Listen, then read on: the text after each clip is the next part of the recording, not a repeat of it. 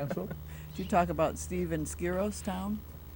First time he was ever in a town in Europe, remember that? Oh, and he's really excited. No, I didn't heard about that. That was wonderful. So the teaching, back to, you accept your job in Ventura. Yeah, and I think I've talked about before.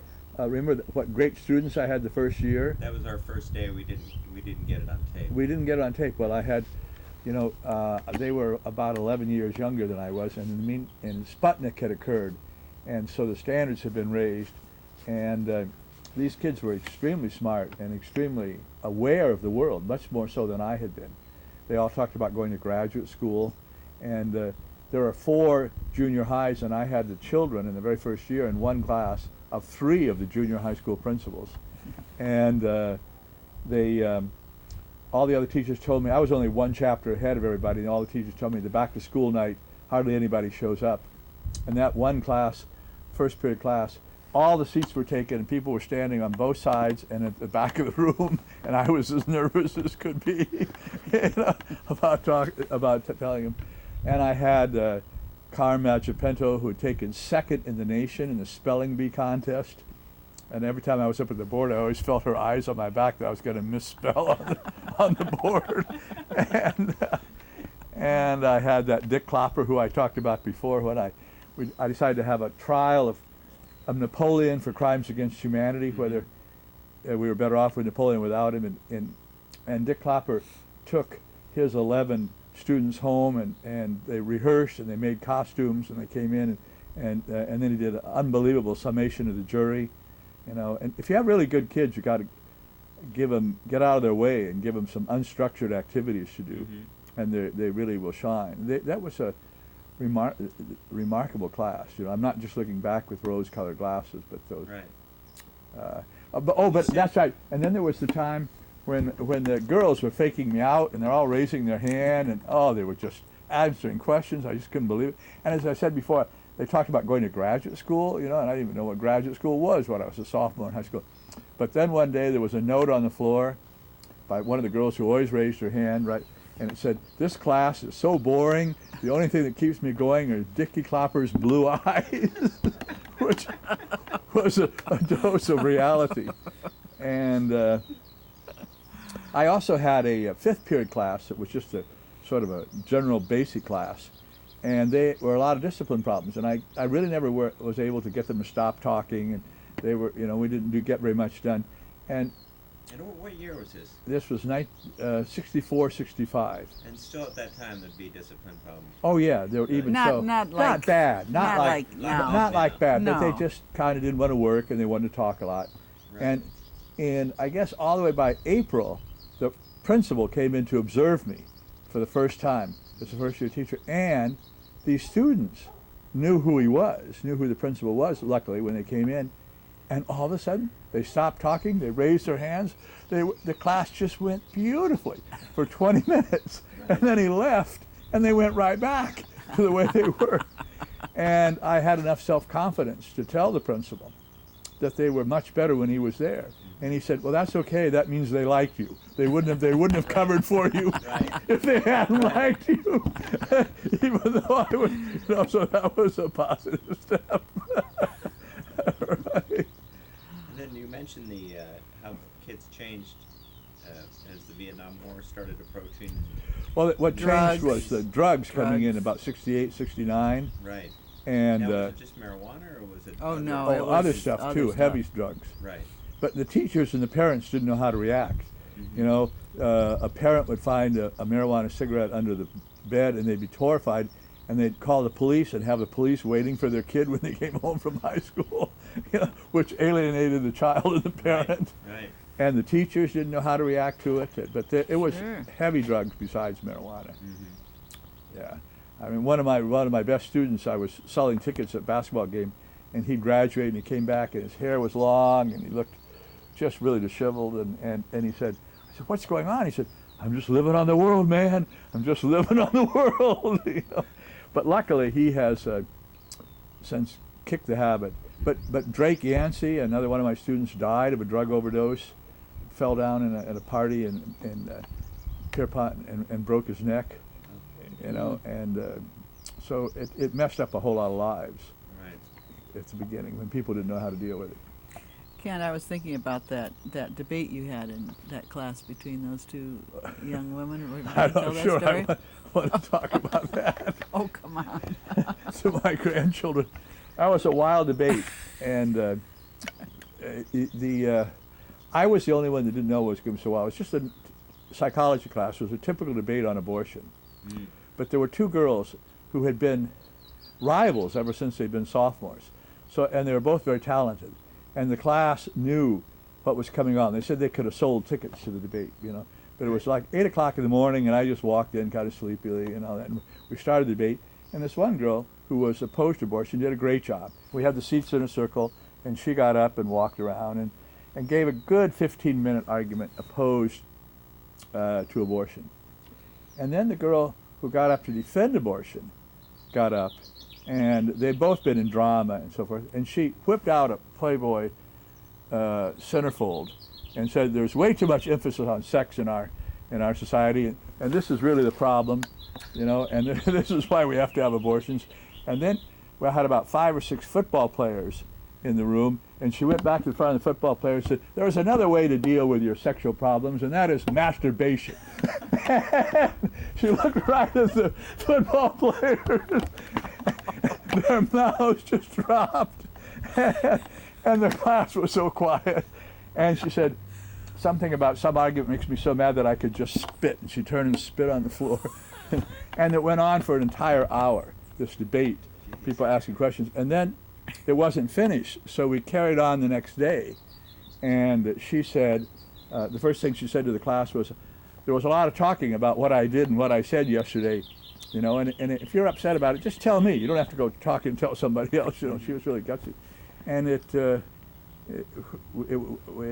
went on for practically another hour the next day. It was unbelievable, and it took me completely by surprise, you know. But it was an amazing debate. So did you give them A's? Oh, yeah, of course I gave them A's. But I was telling her, put the centerfold away. Yeah, get in trouble. Don't do that.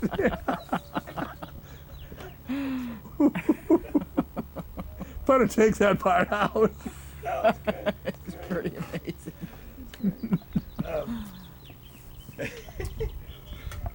What became of those kids, do you know? Unfortunately, the young girl, we went to her wedding, and about a year after she got married, she died of a heart, some sort of strange heart thing. Yeah, and the other one, I just heard from Rex Kochel 2 days ago. The other one married Roman Fortin, and who became a professional football player. We knew him, yeah. Yeah, and Kathy, can't remember her last name, and I met her years later at a ballet in Los Angeles, and she told me all about what it was like being a wife in a professional football team. And Now, was this the pro or against? What? She was the anti-abortion. She was a good Okay. Catholic girl. Okay. But the one who was so wild was the one with the Playboy centerfold. She was the one who died, That's unfortunately. Yeah, after we went to her wedding. And and now I understand that Roman Fortin has a group of gyms in Atlanta. No kidding. And making money off that because he's retired from professional football. But Kathy told me all about it, the other wives and what it was like sitting with the wives during the game and you know, being social with the wives, Right. who some of them weren't quite as educated as she was on the professional football team. But I really liked Kathy. Kathy and I were good buddies. I didn't really know Roman Fortin, but his brother married Harvey Kochel's daughter, Kim, Oh, okay. and Lance, and so there was a sort of a family reunion because Harvey is very sick and dying, and Kim. Think of any more teaching highlights besides the humanities class? Oh, right. My Dante's Inferno presentation. Well, obviously a highlight was our trip to Europe with you. Right. That was a real highlight. What about high school without walls? Oh yeah, yeah. If I look back on high school, teaching for 32 years,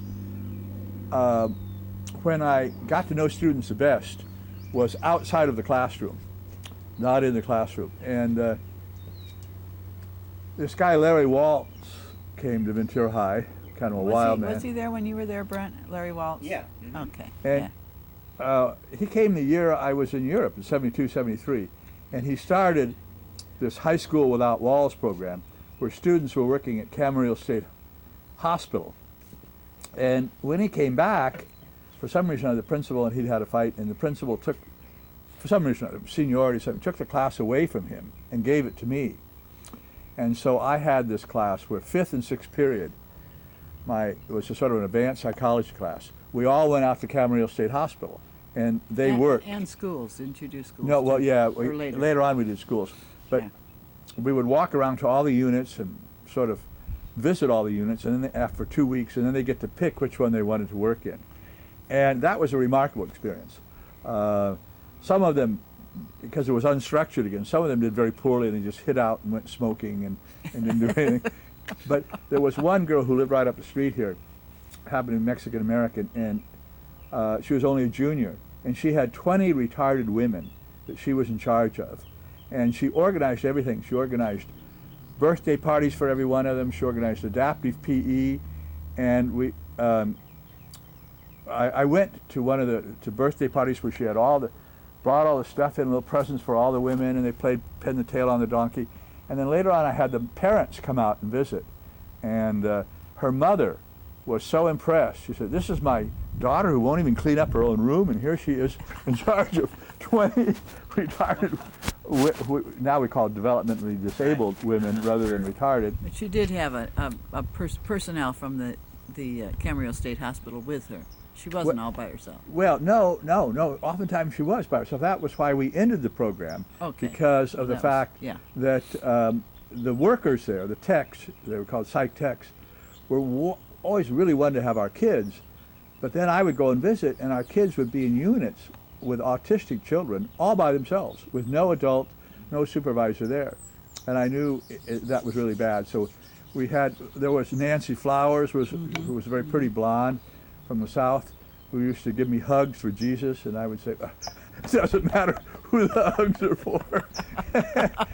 I'll take him anyway. And I remember taking Joe Ellis to lunch with Nancy Flowers, and he was so upset by her the fact that she was a Southern beauty, that I remember we went to the men's room and he walked into the janitor's closet instead of back out to the, You have to tell about when we took everybody out in the old van. Yeah, then we took all the parents out in my van, in my old Dodge van, and I had a back seat with sort of a 2x4. Just a 2x4. And we went over a bump and went up, and the parents came, and the 2x4 broke, and the seat went down in the van. And then when we got there was a patient out of control swinging one of these benches around. And the woman who then was the volunteer coordinator went and talked that patient down and got him to put it down. And she was what she called an old bughouser, who worked, in the old days in mental hospitals when they used to give people shock treatments to try to get them down. And there were two boys, another fantastic story. Two boys who were working with a kid who was legally blind and legally deaf, and he used to just pick up his dish and just eat it like a dog, just eat the food. And they played like the Helen Keller story, what's in that movie, where they sat with him and they made him learn table manners, and they were tough. Everybody else was giving in to him because he was so sad and he had all these problems. But like, what is the name of that film and that play? The Miracle Worker. The Miracle Worker. And they were very much on their own. They learned, it was unstructured, they learned to be tough on him. By the end of the year, by the end of the semester, he was eating normally and regularly, and he was getting along. He was more socialized. This is your students who did My that. students did that. Amazing. And the big problem, as I forgot to say, the big problem with that girl, with the 20 women, is that she was so much better than the staff was with the 20 women, that the women came to me and started complaining about what was going to happen when she left, because she was so good. They had all become so dependent on her. Right. And one of the advantages of this program was it was for people in high school who majored in psychology, and they didn't know whether they really wanted to work with mentally ill patients or mentally retarded patients. So after we sort of phased out the program at Camarillo State Hospital, which is now Camarillo State University, then we started working in elementary schools, where they would work in the morning And then we switched and we worked at the Santa Clara Guest House. Oh, I want you to tell about the time that Oh, Mike. you called Yeah. And well, both stories about. I was really worried. Can I hold 1 second? Yeah. Okay, go ahead. So I have yet to get back at Mike Tracy, who's a retired police chief of Ventura, the city of Ventura. What happened at Santa Clara Guest House is I had all these students working there, and they had mentally ill, developmentally disabled, and geriatric. And we used to take them out for weekends, camping out on weekends. We used to take them sailing. We did all sorts of, the students and I did all sorts of stuff on our own. But I had always told the students, if there was ever a fight, just leave, don't get involved. So one day I was there, and only the secretary was the only other staff member there. And one of the patients hit another one over the head with a guitar, and his ear started bleeding. And so my students obediently all left and went back to Ventura High. And the secretary and I tried to put the fight down, but it kept getting bigger and bigger. And I called the mental health crisis intervention team, and nothing happened. No response, no response, no response. About 10 minutes, the fight's going on worse. So finally I dialed 911. Within 30 seconds, a car pulls up, and it's Mike Tracy, who's a policeman. He jumps out of the car and says, "Oh, Mr. Quinn, I didn't know you were a resident here." And runs over and puts down the fight, just like that. Now, many years earlier, I was teaching night school at Ventura High. At Ventura High, before we drove all the way to Panama, which is another story with the kids. Mm-hmm. And but the kids, our kids know that. And my VW, I bought a brand new VW van, and it was stolen, and it was gone. It was probably a student that did it. Ventura High parking lot. From the Ventura High parking lot at night. Wow. And I picked up the phone and called 911, and this voice got on, and I said, my car's been stolen. He said, "Oh, I'm sorry, we're far too busy for that sort of thing. We just can't be bothered." And it was Mike Tracy, who was a cadet, and he had been a student of mine the year before, a couple of years before, and he recognized my voice. And I was so frustrated and so upset. And then, Mike wasn't involved in that, but about 5 days later, in Pierpont, there used to be in the old days before the city took over, there used to be a spot in the middle where people could There's park. a big wide area that went And down. somebody called me and said, "Your car's down here." And so I drove down and looked at it, and sure enough, it was my car. And they said, "Well, you better call the police first because you've turned it in. You don't want to touch it. So or you don't want to touch it." So I went to Evidence. a friend's house and called the police, and they said, "Okay, we'll check it out. We'll check it out for you. Just leave it there." So I came home, and about 45 minutes later, I got a phone call from the Ventura Police Department. They said, "We found your car." I said, "What do you mean you found my car?" I said, "I told you where it was. What do you mean you found my car?" "You can go pick it up now." I was so mad. Well, then we went down, and the baby seat was gone from one of our kids. We had a baby seat, but we were sort of standing around, and they said, "Well, don't you want it?" We said, "Yeah, aren't you going to fingerprint it or anything?" They said, "Oh, no, just take it." So funny. We later on, or before that, we had driven it all the way to Panama with the Shorshes and another family, Childs. And it took us a month to get from Ventura to Panama. And our son, With our our youngest son kids. was only 3, and he sat in the back, and the perspiration would drip off his chin, in the tropics. And we were a Lord. week in Guatemala, and we went to Acapulco, we were in Mexico City. What year was this? 1969. There was a war between Honduras and El Salvador over a soccer war. So they closed down the Pan American Highway when we were in Panama, and we couldn't come back. And eventually, we went.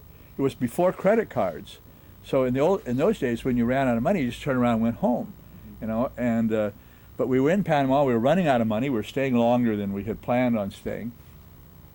And so we went to see the executive director of the Panama Canal Company because we had permits to stay in the housing there because we were officially guests of somebody who worked there. And we went and said that we wanted to get on their ship that went to New Orleans once every 2 weeks. And the man said, "Well, we don't want to compete with the airlines and with the shipping lines. I suggest that you ship your car home and fly home." And I said, "Well, I would have to ask you for a loan for that because I don't have the money and to do that." And he said, "Well, maybe we can put you on this boat after all," which was only, we paid something like $270 for for our 2 children, Betsy and I, for 4 days on a ship And our car. and on our car from Panama to New Orleans. What kind of your ship? It was a ship that took people and cargo back and forth between the United States and Panama. It wasn't a cruise ship, or No, Oh it's no, for no, the but they were Panama Canal passengers. Company. Well, Yeah. they put us in a cabin reserved for VIP because they had held it open. It was right by the swimming pool, and it was wonderful. And then we got off in New Orleans, and I wanted to see New Orleans, and Betsy reminded me we didn't have any money, so we just had to head home. We just had to put gas in the car and hope just, we got just home. go to a grocery store and camp out in the car, and we did go stay with some friends in Colorado on Yeah. the way home. Yeah. But it was a wonderful trip. It was absolutely wonderful trip. We flew out to the San Juan Islands. No, it's the San Blas Islands. San Blas Islands. San Blas Islands, which are in the Atlantic, where these Indians have not intermarried at all. And I was 33 at the time, and it was the first time I had ever seen a tropical island, and clear water white and sand, tropical so fish beautiful. and sand. And we flew out in this plane that they had taken the motor all apart, and they were Oh. working on it. They- And we got there in the morning, and Betsy said, "Well, we're not going to go." I said, "Well, no, it's better if they work on the motor than just a don't minute. work on the They motor." had, here's the plane, they had the entire motor laid out in the hangar, like 500 pieces, the whole thing. And I said, there's no way they're ever going to get that back together, and I'm not getting on that plane anyway.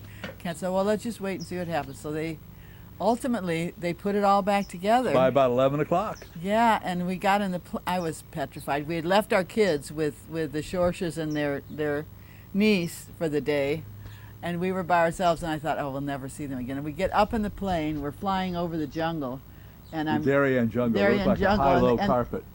we asked the pilot, well, what happens in an emergency? He said, oh, don't worry, we got a machete. They had a machete. The machete on was the in the side. behind his seat, which was our emergency.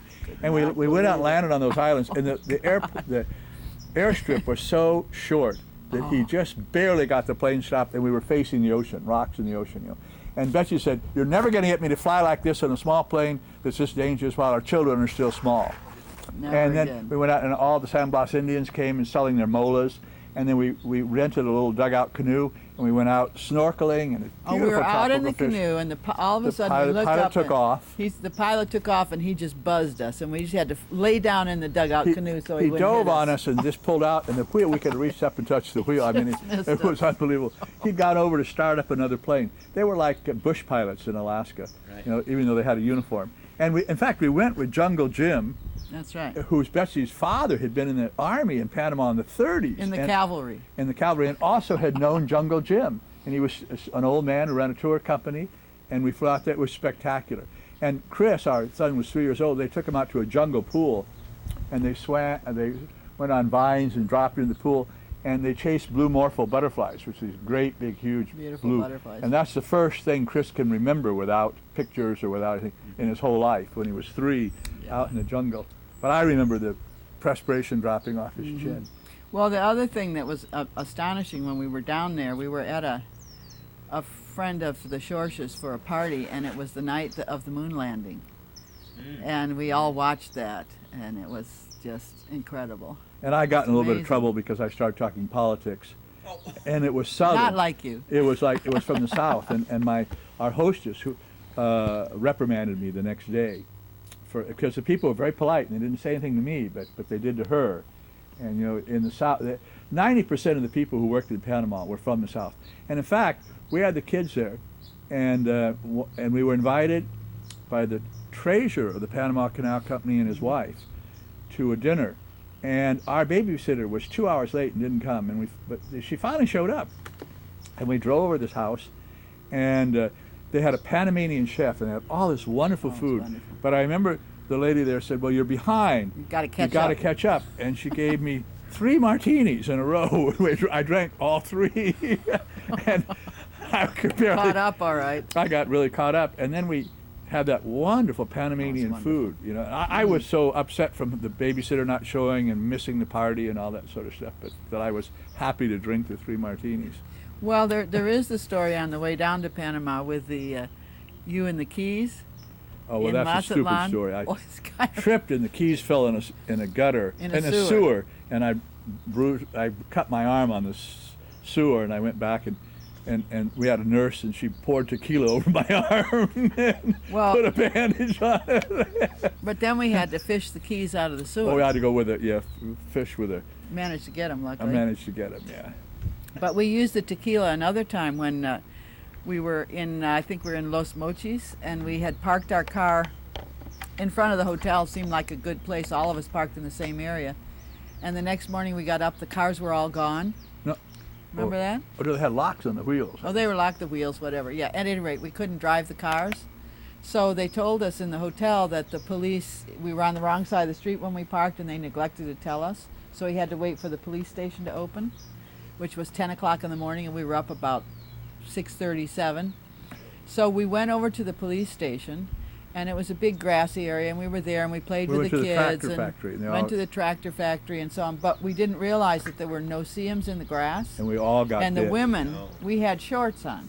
So our legs were bitten, and our legs started to swell like elephantitis. You've never seen anything The like kids it. were Just all like bit. huge, like Greek columns or something, big, no. huge, and horribly itchy. And so Marilyn, the nurse, got out the tequila again, and we just poured tequila on our legs to And it was calm our fault. down. It was my worked. fault completely because we got up at 5:30 to have an early start, and we went to the police station at 6, and they said the chief wasn't coming in till 10. If I had just bribed him right then, we would have all gotten away. Had we known. Had we known, it was stupid not just to give the guy the money right then and there, rather than getting the fine. Yeah. We also in Panama, it was the first time we took the kids out to that beach way out by an elephantitis colony, and it was a shark net, and we all went swimming yeah, with a with the shark, shark net net protecting around. us from the sharks coming in, which was kind of different. Yeah. And we went out to that other island on the Pacific side, and a great Oh, big the moray beautiful- eel came out and almost grabbed my hand when I was down snorkeling, but it was wonderful. We had a wonderful. And the ship was wonderful coming back. We were 12 miles off Cuba, and we saw flying fish all Oh, the they would time, come up so and many. skid along the decks. It was really, really wonderful. Panama was under the jurisdiction of the United States. Yes, and there was a 10-mile wide zone with a Right. cyclone Canal zone. fence. Uh-huh. Right. Canal And zone. the housing we stayed in was just middle class or lower middle class, but on the outside, it was kind of like third world, and completely policed and controlled by the Americans. The 10-mile zone through the country was. Right. What was I going to ask you? Remember about his philosophy of life and his Yeah. influence of his mom and Right. How you developed the way you are. I don't know. I have no idea. I do know that my mother had a great deal of influence on me. She was very independent. She went to Stanford, but she never of graduated. course she was divorced at an early age. She was divorced when I was 1, and my father, it was during the Depression, my father couldn't get a job, so he couldn't pay any child support. And so it was just my mother and me,